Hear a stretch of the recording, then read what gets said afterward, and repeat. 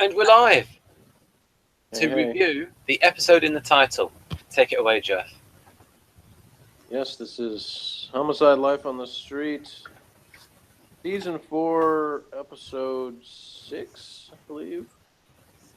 Hate Crime, which was written by James Yoshimura and Tom Fontana, and directed by RoboCop.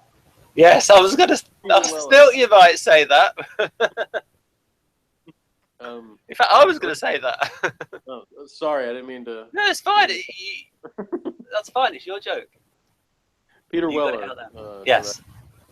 November 17th, 1995 was the original air date. Was this his first, or did he direct a previous one? I think he directed a previous one. I'm not sure. Homicide, I think this was the first. I don't know what he directed though.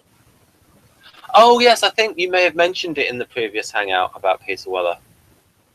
Yeah, I think I was just teasing about the next one. one. Right, yeah. Excellent. Yeah, I think it's the only one, but the next episode we'll get to was a frequent director for Homicide, Tim Hunter. But anyway, okay. So what happens in Hate Crimes? On a dark night before Thanksgiving, Pembleton and Bayliss arrive at the scene ahead of the medical examiner and paramedics. The victim, Zeke Lefeld, is still alive, at least temporarily. Pembleton tries to get a quick answer from the dying man, but fail as Zeke takes his last breaths, as all he says is that he'll handle it himself. In interviewing a few people who are in the area, the detectives come to the conclusion it was most likely related to the victim. Okay, the grammar's terrible here. The killing occurred next to a gay bar and a group of skinheads was involved. Back at the precinct, Giardello and Russert call a familiar cameraman, J.H. Brody, into their office, who was fired for helping Lewis and Kellerman, is offered a job from G and Russert, shooting film of what the primary tells you to shoot as a crime scene recorder. Lewis meets a young woman, Debbie Haskell, testing a voice recognition lie detector test, and falls for her immediately. Pembleton and Bayliss head to Zeke Lefeld's father's house and notify him of his son's death, as well as their suspicion of his homosexual lifestyle. The father at first has a hard time believing the detectives, but soon tells him if he was gay, it's better that he's dead. One of Cressetti's toughest old cases comes into play again when 7-year-old Catherine Chilton is brought into the precinct. Lewis and Kellerman interview the young girl, who now remembers her mother Erica's killer wore a white shirt with the letters T and M on it. Howard is very upset with Lewis, who failed to tell her about the Chilton case, in which she was the primary investigator. Cooler heads prevail temporarily as Howard remembers that Erica's fiance's name was Tom Moran's, hence the T and M on his shirt. Lewis and Kellerman round up Moran's and take him into the box, where Officer Haskell is, along with her voice stress machine. The detectives grill Moran's while the innovative lie detector machine does its job. The detectives, along with the help of the test results, eventually get a confession from Moran's. Lewis asks Debbie Haskell to join him for Thanksgiving dinner. After a bit of convincing, she accepts. Pembleton and Bayliss rough up a shady character and get the names of the people involved in the hate crime. The detectives also get new information from Zeke Lefeld's friends, who say that no way was Zeke homosexual and point the detectives to his fiancée. The detectives soon change their opinion on the young man when his fiancée informs them of all of the women that he cheated on her with. And not just that, because at that point you could have thought, oh, bisexual. But when she actually says that she saw him looking at other women's busts, but never looking at guys, yeah, that was the thing that sort of clinched it. Because she said she was always looking at who he was looking at, and she never saw him look at a guy. Yeah. This episode concludes on Thanksgiving. Pembleton and Bayliss visit Lefeld's father and tell him that they made a mistake in saying his son was gay. Lefeld breaks down in tears. Lewis and Haskell enjoy a luxurious Thanksgiving dinner. Kellerman sits in the vacant precinct getting cold feet after accepting, well, it just says after accepting dinner invitations with Howard, but he didn't actually accept. He told her no. Then he told Lewis he was going to her place, having Thanksgiving dinner with her family anyway. Yeah, that lost a point, that scene, for me. Which scene? That one. between Kellerman and Chaos. Well, I'm not interested in this. Oh, okay. I'll knock a point off of All right. I actually kind of like that scene, but anyway. But you're an emo, though. Yeah. Okay, so here's what David B226 Morris has to say about it. That we've had our fair share of red ball cases over the past few episodes, so it's rather refreshing that Homicide is back doing what it does best, simple murders, the typical process of solving them and the frustration that certain cases bring. Yoshimura and Fontana, two of the old school writers, bring this and in addition deal with another problematic social issue of homosexuality. Bayliss and Pembleton catch what appears to be a stone whodunit. A young man is killed outside a gay bar in what appears to be a hate crime. From the beginning of this episode, it is clear that Tim is very uncomfortable about this whole murder. He throws it off at the crime scene with a justifiable excuse. The two of them arrive before the paramedics and thus witness his last moments. In old school Homicide, the last words do not help the detectives catch the killer. However, he then spends the better part of the episode wondering about homosexuality in regard to the victim, but mainly in regard to himself.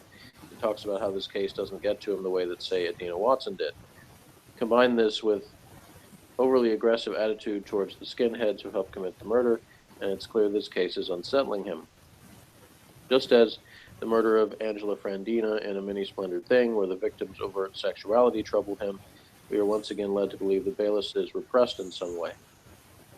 Frank, as always, does not let his own beliefs cloud his efforts to solve the case.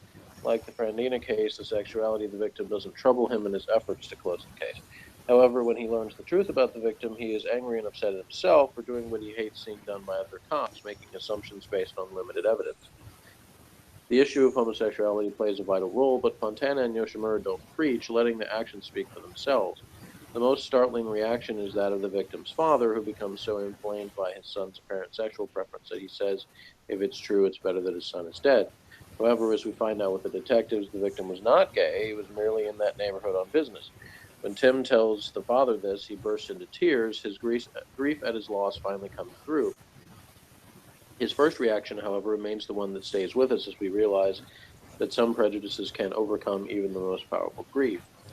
As effective as this story is, there's more going on. The Erica Chilton case, the albatross that spoiled Kay Howard's 100% clearance rate last season, is back. Lewis and Kellerman get a lead when the daughter of the victim comes in and says that she saw who killed her mother. When this information comes in, however, Meldrick doesn't think to bring the primary of this case in, a situation complicated by Kay's new higher rank. The two of them have an out-and-out shouting match in the aquarium. This does not, however, change Meldrick's attitude, and when he and Kellerman track down the suspect, he purposely does not tell Kay they are interviewing. Meldrick's attitude is unusually selfish and rather difficult to understand. Part of this is probably because the Chilton murder was Cressetti's and he considers it his. But the truth, this antagonism runs deeper than that, as we are reminded by his actions in autofocus. This problem will resurface later in the season, and blah, blah, blah. Okay, spoiler. Erica Chilton's murderer, by the way, is revealed to be her boyfriend, Tom Moran's. He was so pissed off at her relationship with her ex-boyfriend, mentioned in the earlier episode dealing with the investigation, that he killed her. In many ways, this is more troubling than the fact that a young man was killed by two skinheads for being in a gay neighborhood. Her sexuality angered him so deeply that he murdered his girlfriend of 3 years in front of her own daughter. Kellerman, who didn't work this case before and has no leanings either way, is disturbed by Moran's entire attitude. As it turns out, even though he confessed to murder, we still aren't done with Tom Moran. Okay, that's another spoiler. Okay, spoiler, that won't be the last time you see Tom Moran's there now. Okay. It'll come up in a good way, though. This episode takes place around Thanksgiving, but even though we see hints of the holiday everywhere, this is not really a holiday story. The only person who has something to be thankful for is Brody. Since he lost his job, Brody's become a royal pain freelancing in murder scenes. In a rare act of kindness, G and Russert hire him to the unit as a videographer of crime scenes. However, considering the havoc he wreaks, a lot of the other detectives aren't grateful for his presence. Hate Crimes is a troubling and complex episode which asks a lot of questions without preaching or glamorizing things. Another one of those old school episodes that we get filtered in with the new crop. It's not perfect by any means, but it's far better than the last episode and better than many of the other episodes to come. My score 8.75. So that's his take, Ben. What's yours? First of all, I was pissed off with G when he said sit down or I'll knock you down. Because if he'd have said that to me, I'd have just walked out. I'm not having that. I mean, I could imagine some ESTPers If you say that to them, could you imagine if someone had said that to Morgan, what his reaction would be? Yeah, but he already knows that this dude is not like that. he's kind of a pushover. He already knows that in terms of his personality. So Yeah, but you know, I sort of mean like in real life though. If someone said that to him, he'd Right. probably say, "Well, knock me down then." Right. I'm just saying that that's not the type of character he is. So, and she already knew that. So he knew that talking to him that way would actually be effective. Yeah, I know. It's just that because I'm very sensitive to that. I then sort of take it as a real thing. It's people being aggressive like that, and it's like counterproductive to me. What I laughed the most at in that scene was when right after that handshake, when he says, "You won't regret this," and she says, "I already do." Right. So yeah. Oh yes, I think they now call it the term. There's a voice stress test. I think they call it. You see, sometimes they might say, you know, they say it showing, but they don't. The victim doesn't know that. I mean, a lot of these times, these people who are being questioned in the box really are incompetent. I mean, at least with the Dina Watson case, the guy had a bit more intelligence. Yeah, I mean, well, and they made that point right at the beginning of the show that basically, and the book made the same point, is that the overwhelming majority of criminals are stupid. Yeah. And that's usually why they're criminals, because Yes.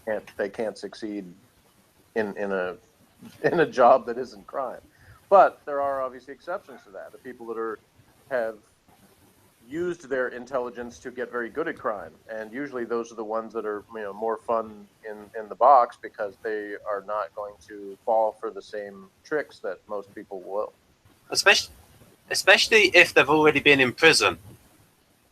Yeah, Yeah. and there's a character that will be introduced later this season that definitely falls into that category, and that he's very knows the drill and is very well aware of what he's trying to do. So you'll see, and there's been a few already like that, and there will be more.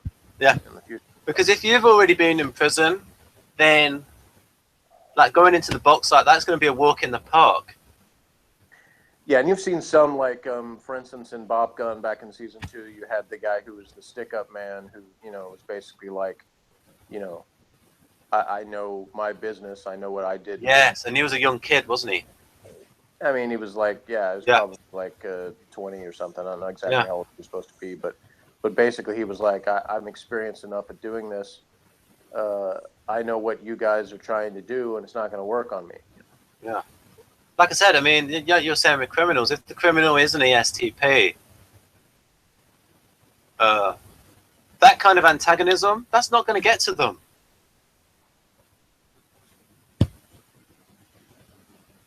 They'll, it's not. I think that, was that a good actor? I can't remember. I recall it being a good actor. Being a good actor that was in that one. Yeah, I think so. Yeah, it's just that there's very little bad actors in Homicide, which is why when you run into one, it stands out like that. Oh yeah, I mean, I can't really remember any. There's not really many that. Yeah, the opening scene of Partners, where you had the ex-narcotics cop that talks to the guy who was like a informant or whatever, that guy was pretty weak.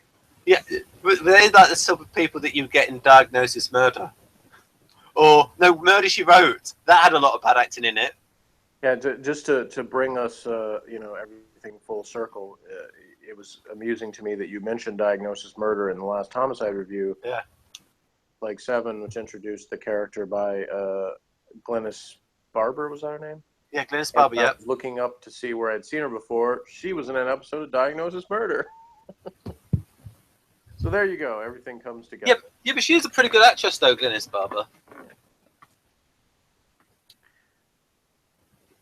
So anyway, Oh, right. Yes. So now we can go through, because I was thinking of maybe using this as the thumbnail.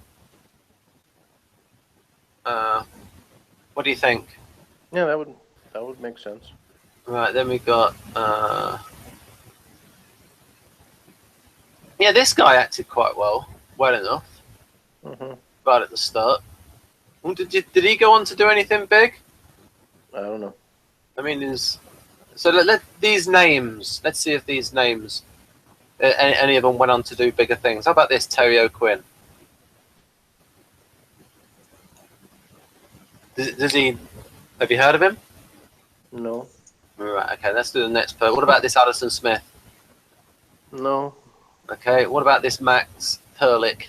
Well, that's Brody, so I know him as Brody. I don't know much else he's done other than play Brody. But who's Brody? The camera guy. Ah, right. Right. Yeah, Dean Winters is it's somebody recurring. Oh yeah, it's Moran's. That's Tom Moran's. Yeah, I always. Do you think it's a good idea to like always get these names at the start? Yeah, sure. Right. And the thing about the other interesting thing is that Dean Winters' brother. I can't remember if they're twins or just they look a lot alike, but he has a brother who's also an actor that I, off the top of my head, can't remember the name of, and he will appear later in Homicide. So both of them did scenes on Homicide. Right. Anything to say about James Whalen? No, I don't know who that is.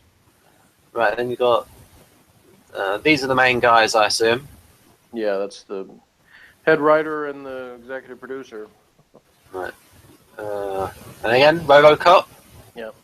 I should have put a slide in of RoboCop for those that don't know.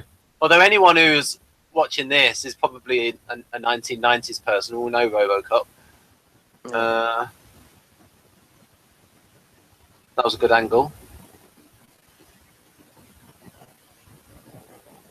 I think Lewis, right at the beginning of this, Lewis went into the kind of ebonics and that I couldn't understand what he was saying. Really? I couldn't. There was a few lines I could not understand what he was saying. Talk about me going Colonel K. He was like slurring his words all together. I don't remember having a hard time understanding him, but I don't remember exactly what he said either. But this was like it was a long time. It was just at the beginning. It was a little bit 2 or 3 lines I didn't understand, and I thought, oh, I better put headphones on for this. But before then, I was understanding him okay. Previous episodes, it was like when I first watched it, like the first 3 episodes, it was hard to understand him. But I think after that, I was able to understand him. But he's the hardest for me to understand, Lewis. Yeah, and he said something about Thanksgiving plans. He didn't like to make plans because he wanted to be spontaneous and wait for something juicier to come along. Yep. That's when cue this chick coming in. Now the way he laid it on, so for instance, the moves that he put on her, I don't think an INFP would approve. But an INFJ might like it. Right, and then he looks like Gordon Gekko in this from Wall Street. Yeah, this might also be a good thumbnail. Yeah, I really liked that part of the story. I think even more than Pembleton and Bayliss' story was not just the tension between Lewis and Howard, but everything with the scene with her, the girl, the things she remembered. Like it was really, yeah, it was heartbreaking and cool at the same time. So that I had remembered it wrong, where I was thinking it all basically took place in one scene, but it was actually multiple scenes. But sort of thinking of that as one story, I really liked that. Also, I'm totally on Lewis's side in the approach to what he took with the girl, like not informing.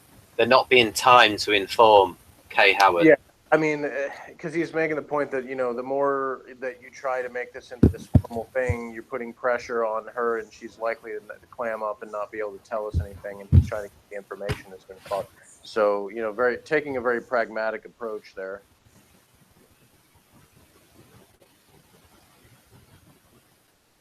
Right, and this is right at the end, sort of montage. Uh-huh. And then Munch having this. I mean, his ski lodge. Munch will lose Liberal points for having this.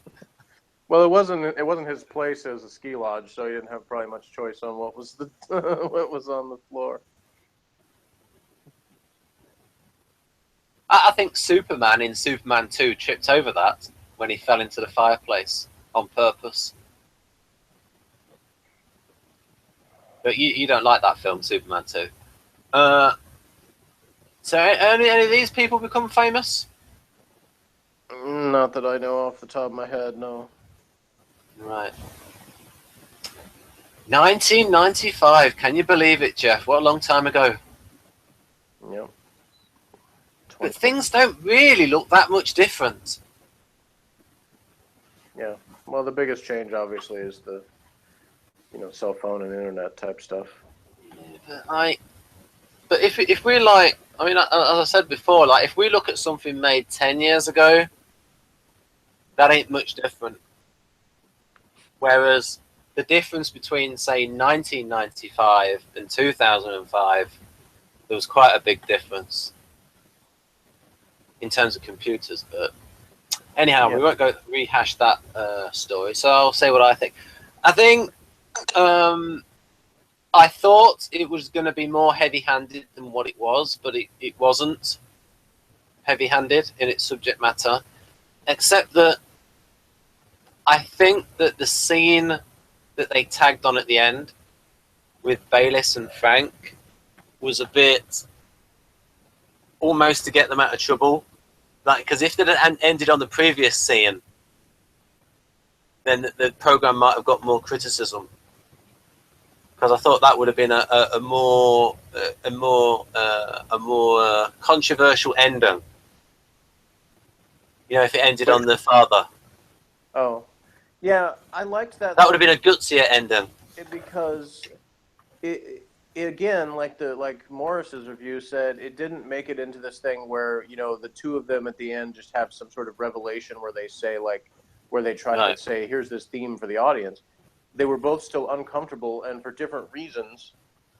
And Pembleton was upset at himself for nothing to do with the social aspect of it, but his own, again, to his detective skills, in that he allowed himself to make an assumption that, and he doesn't like something like that, because in this case, it didn't end up mattering as far as solving the case on who murdered him, but he still was upset at himself for being sloppy in that detail and letting his emotions kind of get to him, where he really didn't have a reason to talk to the dad to kind of antagonize the dad, but he sort of let himself be baited into that, and so he was kind of criticizing himself. But and of course, as we talked about before, some of the stuff he says to Bayliss is just sort of to needle him, is to mess with him. And when the first scene where they're in the car, where he says 26. Yeah, that all of that stuff. Where he's like, but you're not sure, are you? He kind of does this kind of little poking at him. Yeah, that was good. He finds something he knows that can make Bayliss uncomfortable, and he kind of goes with it. Now, Douglas Adams was doing the same sort of thing, but when he said that the answer to life, the universe, and everything is 42, and there were people out there, because it was the ludicrousness of asking the question, was like Frank saying that's the ludicrousness of asking that question, which is why he gave that spoof answer 26. You don't decide to be gay. But yeah, with Frank, there is this theme of most of the time he's like SP mode. Things are what they are. He is just the facts man. But then every now and then he goes into an FI mode where he becomes subjective and it becomes personal to him, and he gets upset with himself for that. Yeah. Welcome to my world.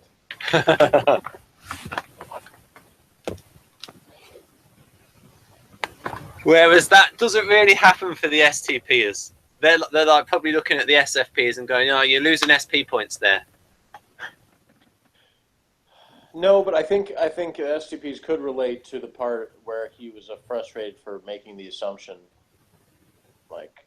Oh yeah. That part they could. An error of logic. Yeah. Because Yeah, that would have been a very interesting story with Felton to see how he would have reacted to that. Yeah, I think he would have been much more matter of fact with it, but Yeah. The previous season we had, an episode, my favorite of the season, in fact, In Search of Crimes Past, where Bolander was struggling with, him feeling like he'd failed in his detective work. And again, it was from a very logical point of view in that he was looking at it from, where did his skills fail him, as opposed to looking at the morality of letting a guy be on death row for a murder he didn't commit. He never once mentioned that he was upset at the guy being, on death row, because it was more like he looked at it as like a personal failure of his detective work. And in the final scene, you do kind of get the idea that maybe he does feel a little bit for it, but he doesn't say it out loud because it's just not something he was going to do.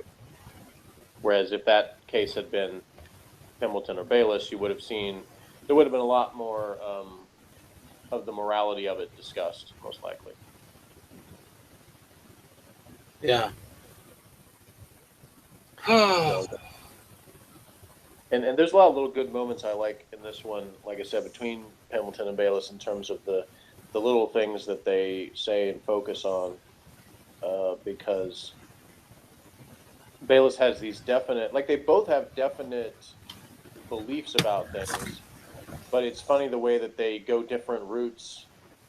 And this, like, sometimes they're sort of talking past each other, and then sometimes they're right there on the same page and actually disagreeing. So it's funny because sometimes it's actually better for them to not be talking about the same thing, because they can sort of keep their own viewpoints and be getting along. And when they actually hit on the same thing, then they often will be against each other on something. So now, it's an interesting relationship. Given the age that we are, having both of us just turned 30, shall we say, that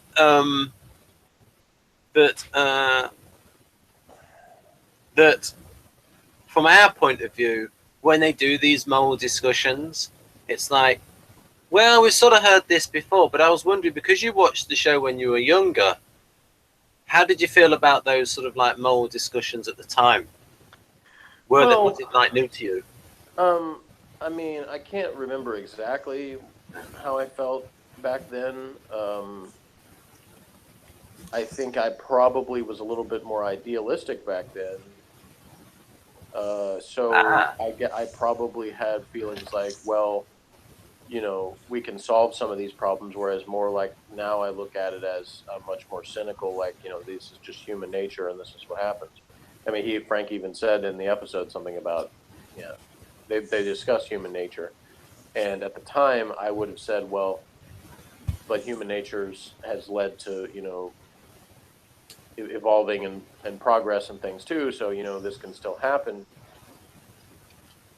And now I guess I look at it more as that there is always going to be reasons why humans will be in conflict, and the basic things don't change. That the specifics may change over time, but there's never going to be a time where everybody is completely comfortable with each other. It just doesn't happen. Well, I mean, it goes with the territory that they're always encountering the negative side of human nature. So It is going to beat them down. Yeah, and it's perfectly understandable that, and even in the job I have, which obviously isn't nearly as heavy in terms of dealing with death on a daily basis, but I still see the same stuff in terms of human nature repeating itself, where we have people that work for our company that walk off the job, and then they come crawling back because, they figure out whatever reason they left it wasn't so great, and they come back and want their job back and say, no, you didn't give us notice, you left on bad terms, you can't come back, you know. It's like, it's not that hard to, you know, turn in a 2 weeks notice and say, okay, I'm leaving, and work out your time, and then you're able to come back in the future if you really want to. And over again, people that don't do that, because whatever thing in the moment, it's more important to them to be like, you know, I'm out of here, and usually the feeling is not as much about, oh, this job is terrible, as it is, oh, well, this other thing is better, whatever it is. And then you have the people that they work only for a brief time because they want government paperwork filled out. And, you know, then they come back to us and want us to fill out paperwork, and, you know, tell them we're not going to do that for somebody who left us in lurch, you know. And I see those things repeated.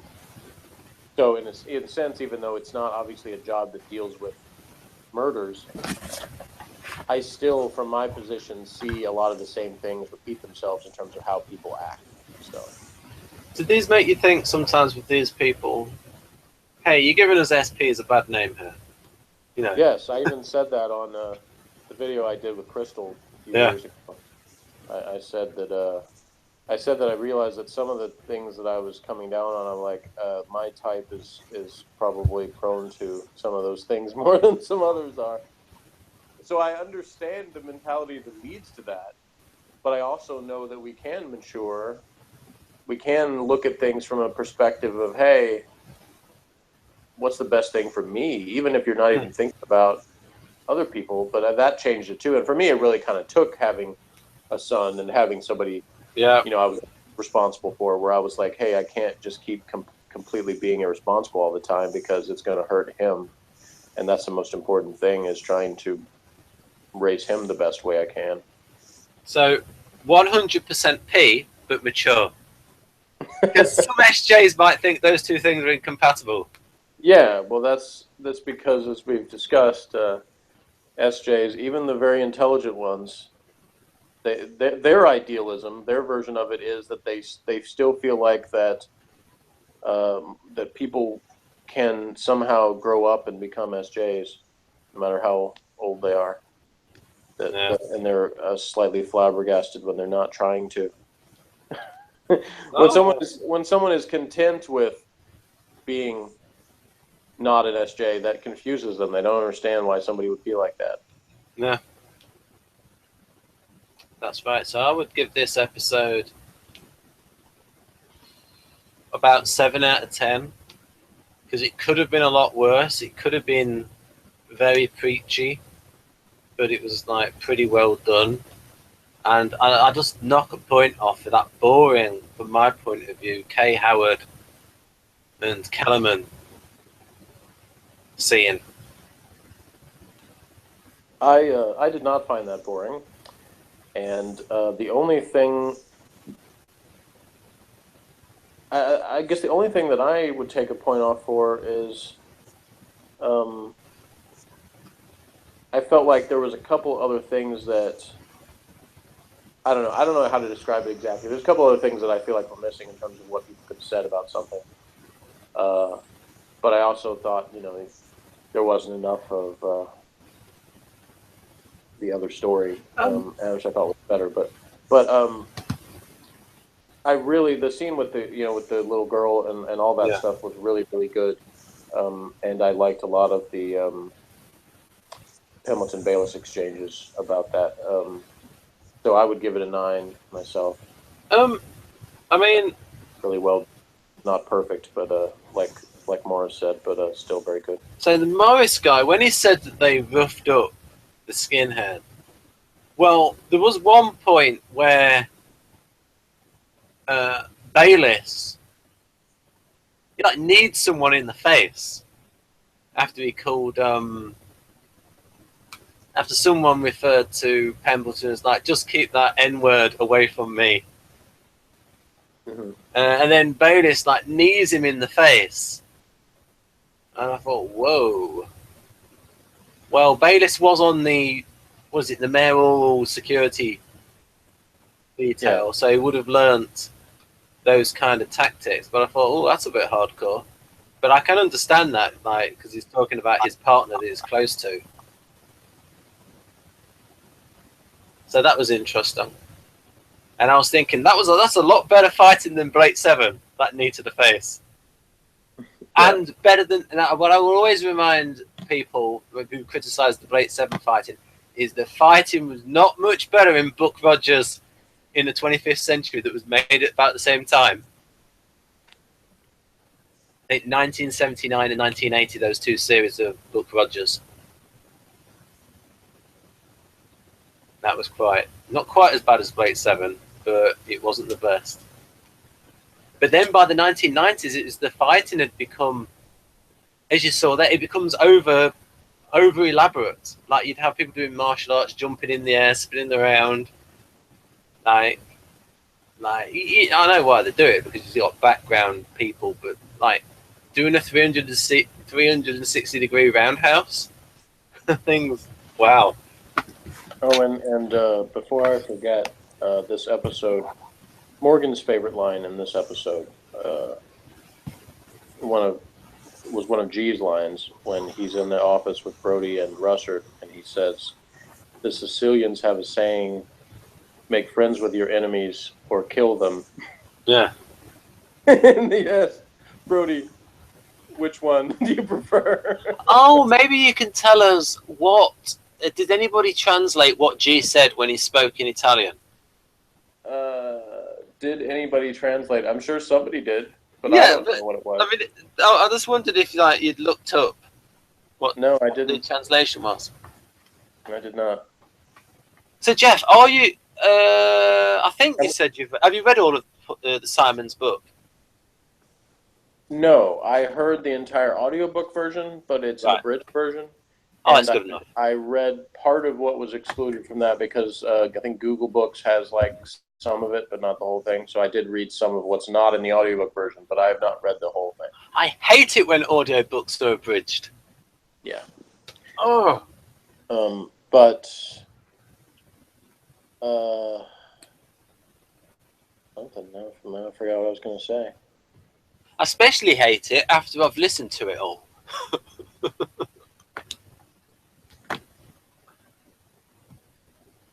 Yeah, I totally went out of my head now. Yeah, that's my fault. It was the language thing. I was going to say that's your research project for today. After just to look up the Italian. No. That's for the audience member. When we eventually have someone watch this, who actually gets to this point. Well, our most watched Homicide it's review. Bop Gun, isn't it? No, it's Son of a Gun. Son of a Gun, yeah. It's amazing views. 200 views. Yeah. Pardon? It's got over 200 views now, so that's... Really? Yeah, it's like 222 or something like that. That's what it says on my channel? Mm-hmm. Really? Wow. Well, it's been... What season was it, Son of a Gun? Season 1. It's like right. 4th or 5th episode, I think. Right, that would have been a few months ago. Maybe like... I don't know when we started. Maybe March. Yeah. So yeah, Jeff. Once we've got through Blake 7, what I could do with you is like show you the first episode of a few series, and it's like when you get to one that's good enough for you, then maybe we could start reviewing that until it gets too bad that you have to pull the plug and like we go on to another one or something. Well, I don't really want to do that. Because if I start something like that, then I prefer to finish it. So. Yeah. But I think we could try. I do like Chelmsford 1, 2, 3, but what we could do. Anyway, we can talk about that later. Oh yes. Yeah, but if anybody ever watches this part, if you do, good on you. Because we talked about doing Twilight Zone before. That's a possibility. Yes, that would be a good one to do. So yeah, anything else to say about hate crimes? Yeah, again, it's one of those episodes where there's not much to complain about, apart from it's. The thing is, I mean, Melissa Yeo, or what she's called, is an okay actress, but I don't like don't necessarily think that her characterization is. I mean, it's just sometimes it's a bit. Well, I mean, what type-ish do you think she is? And then we can sort of see if it's. Do you think she's some sort of NT? I've always thought ISTP, but I could probably be convinced of something else because I don't think she's as solid in that type as maybe Felton, but I still think she is. It's just she's, to me, you know, it demonstrates some of the, I think, female ISTP characteristics of that. She's always got that, like, I'm trying to fit into the boys club kind of thing and establish myself and always be like showing that I'm tough and I can do this, you know. So that seems like a pretty typical thing for ISTP females, especially those that are in, you know, male-oriented jobs, which a lot of them are, because they're more attracted to that than typical female jobs. So yeah, so that's what I always kind of interpreted for her. But she has her kind of quirks that make it, you know, not always sure, but yeah. It's just the things I'm not interested with her is when the stories about her love life. It doesn't interest me because it's like they're doing that to show another side to the character. It's like, I haven't minded that because I don't think it's been overdone or anything. They only have it occasionally. I think actually later this season, or maybe beginning of next, I think it's later this season though. There's a pretty humorous episode that involves her love life without being in any way. It's not really done as a story about it, but anyway, I'll let you see that. I think you might enjoy that. It's another Munch Howard relationship thing. Munch is okay, but I'm not watching any like SVU stuff. No. If I'd have said, because I'm the sort of person that would accidentally say something like special victim, something like SUV, or something like that. Yeah. Right. I think that's a malapropism. Someone would say that SUV. Right. Yeah. So yeah, we can end it now, and then we can talk about how we're spreading these videos around. Right. All right. Well, join us next time for Thrill of the Kill. Ooh, he said it well.